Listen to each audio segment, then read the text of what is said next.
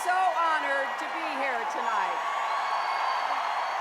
I'm here tonight as a proud mother, as a proud Democrat,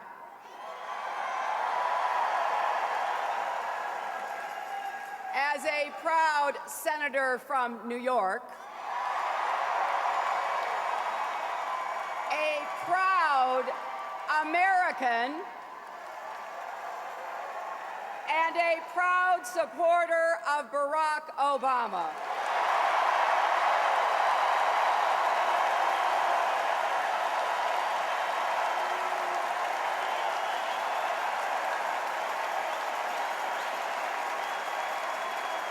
My friends,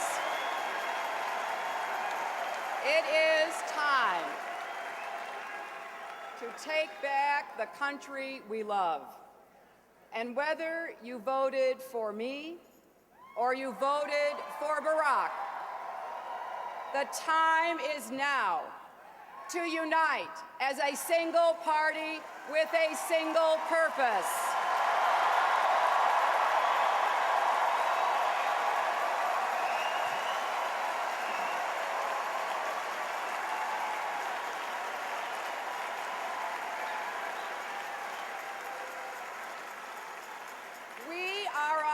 The same team, and none of us can afford to sit on the sidelines.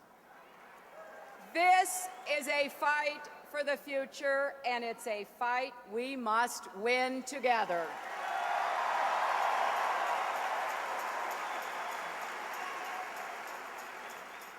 I haven't spent the past 35 years in the trenches advocating for children, campaigning for universal health care, helping parents balance work and family, and fighting for women's rights here at home and around the world, to see another Republican in the White House squander our promise of a country that really fulfills the hopes of our people. And you haven't worked so hard over the last 18 months or endured the last 8 years to suffer through more failed leadership.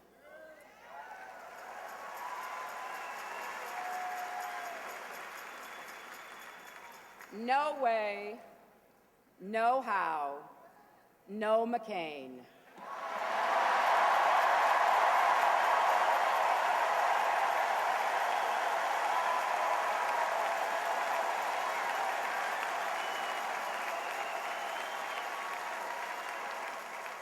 Barack Obama is my candidate, and he must be our president.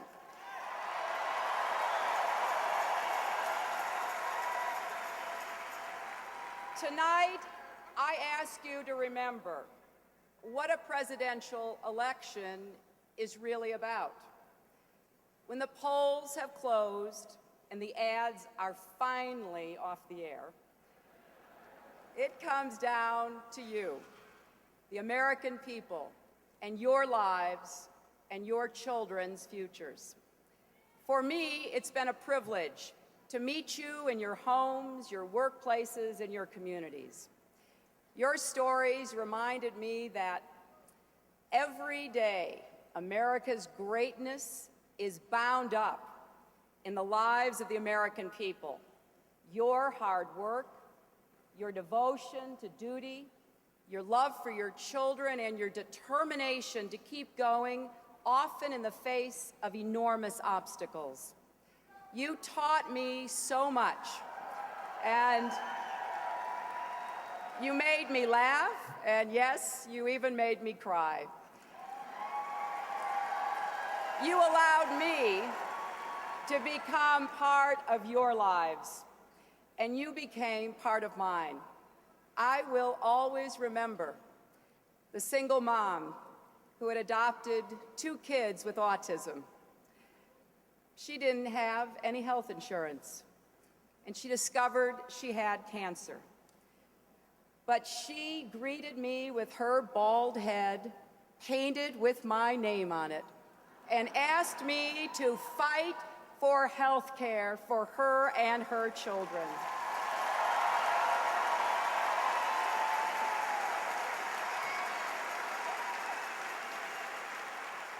I will always remember the young man in a Marine Corps t-shirt who waited months for medical care.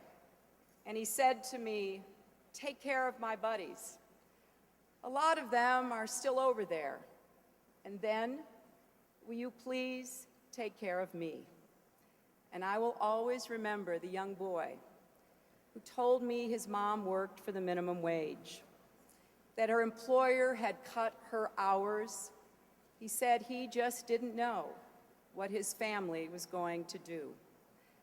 I will always be grateful to everyone from all 50 states, Puerto Rico, and the territories who joined our campaign on behalf of all those people left out and left behind by the Bush administration. To my supporters, to my champions, to my sisterhood of the traveling pantsuits,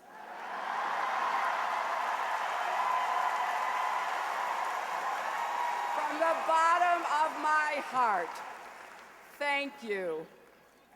Thank you because you never gave in and you never gave up. And together we made history, and along the way, America lost two great Democratic champions who would have been here with us tonight. One of our finest young leaders, Arkansas Democratic Chair Bill Gwatney, who believed with all his heart that America and the South should be Democratic from top to bottom, and Congresswoman Stephanie Tubbs Jones, a dear friend to many of us, a loving mother, a courageous leader who never gave up her quest to make America fairer and smarter, stronger and better. Steadfast in her beliefs, a fighter of uncommon grace, she was an inspiration to me and to us all. Our heart goes out to Stephanie's son, Mervyn Jr., and Bill's wife, Rebecca, who traveled here to Denver to join this family of Democrats.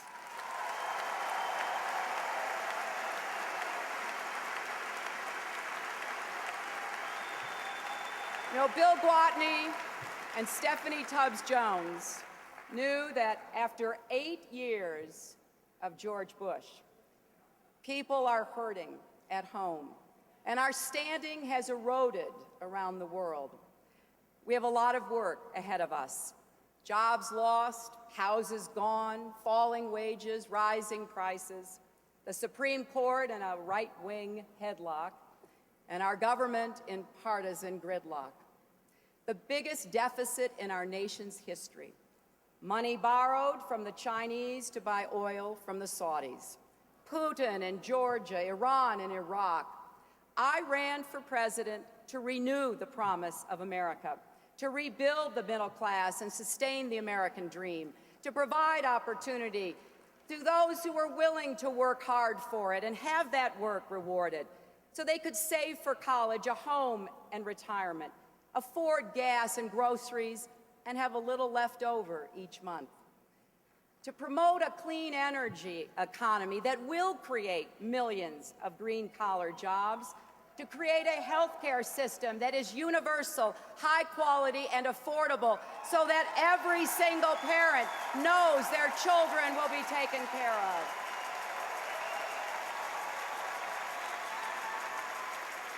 We want to create a world-class education system and make college affordable again, to fight for an America that is defined by deep and meaningful equality, from civil rights to labor rights, from women's rights to gay rights, from ending discrimination addition to promoting unionization, to providing help for the most important job there is, caring for our families, and to help every child live up to his or her God-given potential, to make America once again a nation of immigrants and of laws, to restore fiscal sanity to Washington and make our government an institution of the public good, not of private plunder, to restore America's standing in the world, to end the war in Iraq, bring our troops home with honor, care for our veterans, and give them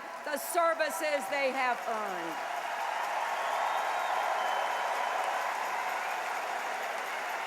We will work for an America again that will join with our allies in confronting our shared challenges, from poverty and genocide to terrorism and global warming.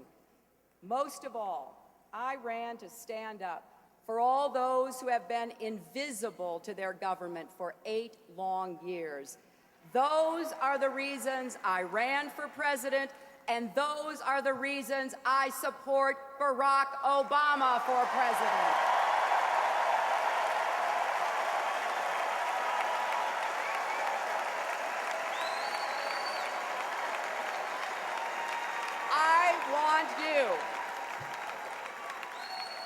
I want you to ask yourselves, were you in this campaign just for me? Or were you in it for that young Marine and others like him? Were you in it for that mom struggling with cancer while raising her kids? Were you in it for that young boy and his mom surviving on the minimum wage? Were you in it for all the people in this country who feel invisible? We need leaders, once again, who can tap into that special blend of American confidence and optimism that has enabled generations before us to meet our toughest challenges. Leaders who can help us show ourselves and the world that with our ingenuity, creativity, and innovative spirit, there are no limits to what is possible in America. Now,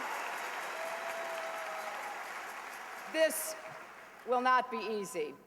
Progress never is. But it will be impossible if we don't fight to put a Democrat back into the White House. We need to elect Barack Obama because we need a president who understands that America can't compete in the global economy by padding the pockets of energy speculators while ignoring the workers whose jobs have been shipped overseas. We need a president who understands we can't solve the problems of global warming by giving windfall profits to the oil companies while ignoring opportunities to invest in the new technologies that will build a green economy. We need a president who understands that the genius of America has always depended on the strength and vitality of the middle class. Barack Obama began his career fighting for workers displaced by the global economy. He built his campaign on a fundamental belief that change in this country must start from the ground up, not the top down. And he knows that government must be about we the people, not we the favored few. And when Barack Obama is in the White House, he'll revitalize our economy, defend the working people of America, and meet the global challenges of our time. Democrats know how to do this. As I recall, we did it before with President Clinton and the Democrats.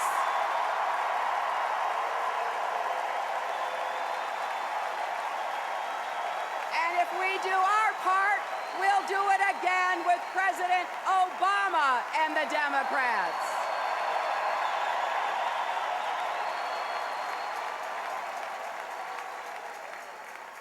Just think of what America will be as we transform our energy economy, create those millions of jobs, build a strong base for economic growth and shared prosperity, get middle-class families the tax relief they deserve.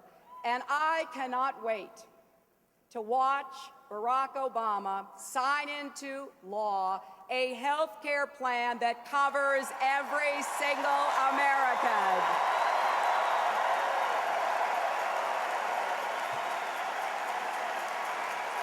And we know that President Obama will end the war in Iraq responsibly, bring our troops home, and begin to repair our alliances around the world. And Barack will have with him a terrific partner in Michelle Obama. Anyone who saw Michelle's speech last night knows she will be a great First Lady for America. And Americans are fortunate that Joe Biden will be at Barack Obama's side, a strong leader, a good man who understands both the economic stresses here at home and the strategic challenges abroad. He's pragmatic, he's tough, and he's wise. And Joe, of course, will be supported by his wonderful wife, Jill. They will be a great team for our country. Now, John McCain is my colleague and my friend. He has served our country with honor and courage. But we don't need 4 more years of the last 8 years. More economic stagnation and less affordable health care, more high gas prices and less alternative energy, more jobs getting shipped overseas and fewer jobs created here at home, more skyrocketing debt and home foreclosures and mounting bills that are crushing middle-class families, more war and less diplomacy, more of a government where the privileged few come first and everyone else comes last. Well, John McCain says the economy is fundamentally sound. John McCain doesn't think 47 million people without health insurance is a crisis. John McCain wants to privatize Social Security, and in 2008, he still thinks it's okay when women don't earn equal pay for equal work. Now, with an agenda like that, it makes perfect sense that George Bush and John McCain will be together next week in the Twin Cities, because these days they're awfully hard to tell apart.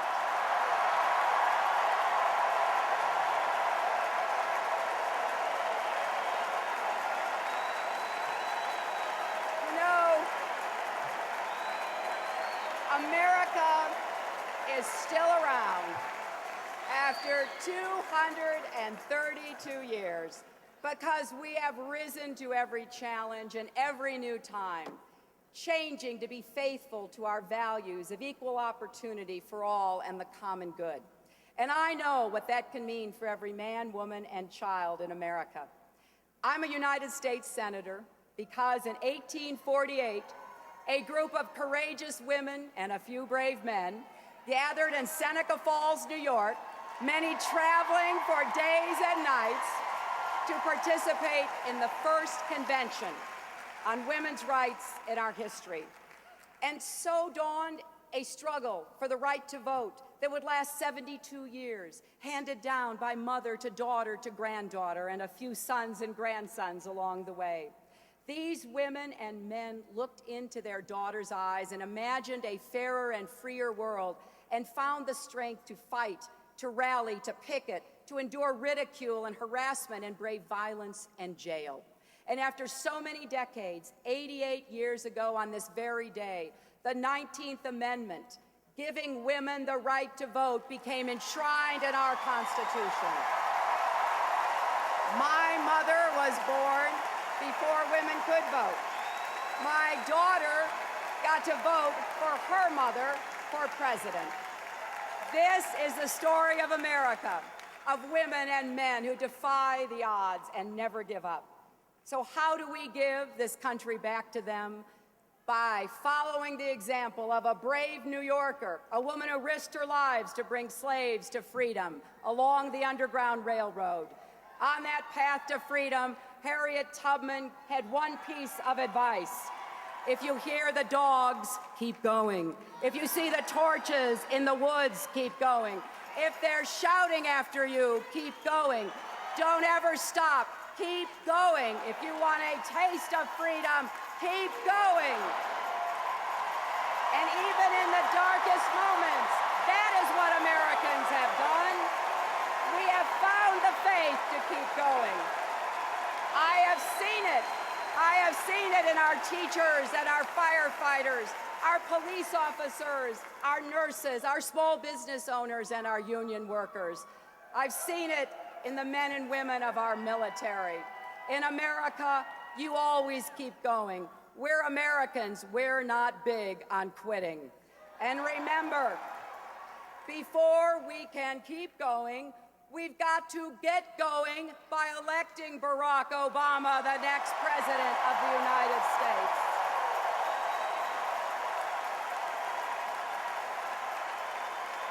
We don't have a moment to lose or a vote to spare. Nothing less than the fate of our nation and the future of our children hangs in the balance. I want you to think about your children and grandchildren come Election Day.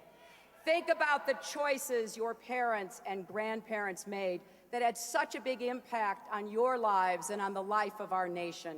We've got to ensure that the choice we make in this election honors the sacrifices of all who came before us and will fill the lives of our children with possibility and hope. That is our duty, to build that bright future, to teach our children that in America there is no chasm too deep, no barrier too great, no ceiling too high. For all who work hard, who keep going, have faith in God, in our country, and each other. That is our mission, Democrats. Let's elect Barack Obama and Joe Biden for that future worthy of our great country. Thank you, God bless you, and Godspeed.